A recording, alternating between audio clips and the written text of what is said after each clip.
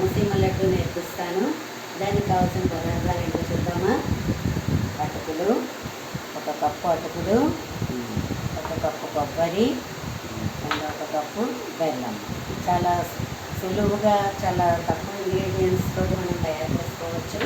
So first మనం అటుకుల్ని తిప్పేసుకుందాం, mixie చేసేసుకోవాలి అటుకుల్ని.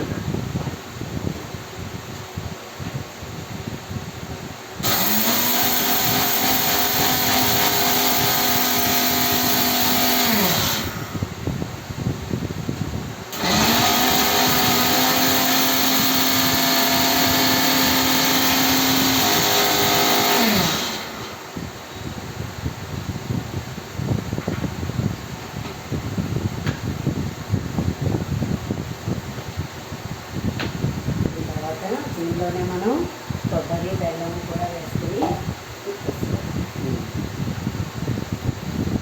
ఎంత కావాలో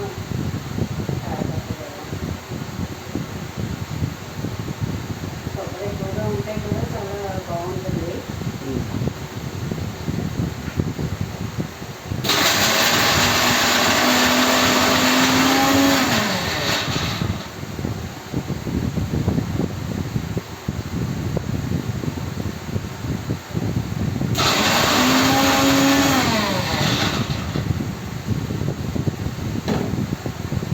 కోనసీమ లడ్డు అంటారండి.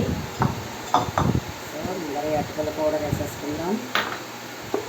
దీనిలో మనం చక్కగా ఇది చేసుకున్న కొబ్బరి బెల్లం వేసుకుందాం. అండ్ దీనికి కొంచెం ఇలాచీ పౌడరు,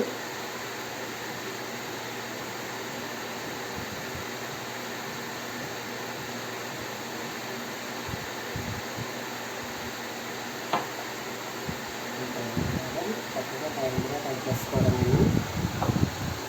సరే, చాలా గమ్మున తయారైపోతుంది. మంచి బలమైన ఆహారం. మా చిన్నప్పుడు మాకంతా కూడా ఇలాంటి సమ్మర్ ఏదైనా వచ్చిందంటే పూర్వం ఇలాంటి ఏవే పెట్టేవారు కదండి. ఇప్పుడంటే మీకు పావు బాజీలును ఇవన్నీ రకరకాల పానీపూరీలు, చాట్లు ఇవన్నీ వచ్చేసాయి. పూర్వకాలం ఇవన్నీ ఏమి ఉండవు కాదు. కాబట్టి ఇంట్లోనే బలమైన ఆహారాన్ని పిల్లలకి ఎలా అందించాలి అని చెప్పేసి గోనీలు, జంతుకులు ఇలా రకరకాలవన్నీ అటుకులతోటి మాకు ఇలా మా అమ్మగారు వాళ్ళు మాకు చేసి పెట్టేవారు. సో అదే నేను మీకు ఇప్పుడు పరిచయం చేస్తున్నాను. ఓకేనా? చక్కగా నేను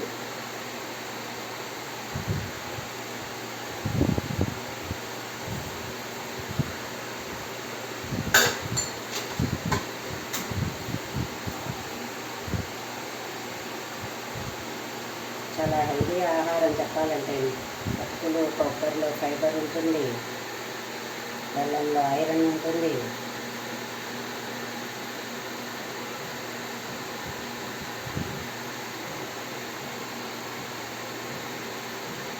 పిల్లలకి ముందర నచ్చకపోవచ్చు, కానీ మనం జాగ్రత్తగా అలవాటు చేస్తే వాళ్ళే తింటారండి. మీరు ఆ జంక్ ఫుడ్లు ఏవి కూడా అవాయిడ్ చేసేసి ఇలాంటివన్నీ కూడా చేసి పెడుతూ ఉంటే వాళ్ళకి నెమ్మదిగా వాళ్ళకే అలవాటు పడుతుంది. ఎందుకంటే ఇప్పుడు పిల్లలు అంత తినడానికి అంత ఇష్టపడకపోవచ్చు, బట్ ఏదైనా మనం అలవాటు చేయడంలో ఉంటుంది. దీన్నే పోహా లడ్డు అని కూడా అంటారు. దీన్ని కోనసీమ లడ్డు అంటారు, అటుకుల లడ్డు అంటారు, పోహా లడ్డు. సరే, అందమైన కోనసీమ లడ్డు రెడీ. ధన్యవాదాలు. మా వీడియో కనుక మీకు నచ్చినట్లయితే లైక్ చేయండి, సబ్స్క్రైబ్ చేయండి. మరిన్ని వీడియోస్ కోసం వేచి చూడండి. మేము ఇలాంటి రకరకాల వంటలన్నీ కూడా పరిచయం చేస్తున్నాము. ధన్యవాదాలు.